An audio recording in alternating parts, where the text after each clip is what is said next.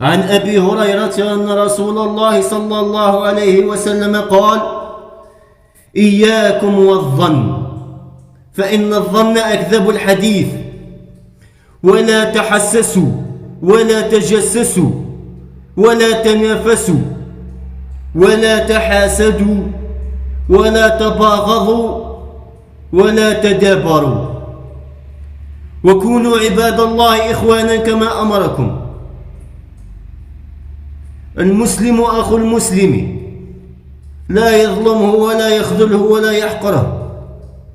التقوى ها هنا ويشير إلى صدره. بحسب امرئ من الشر أن يحقر أخاه المسلم. كل المسلم على المسلم حرام، دمه عرضه ماله. إن الله لا ينظر إلى أجسادكم ولا إلى صوركم ولكن ينظر إلى قلوبكم وأعمالكم. رواه مسلم.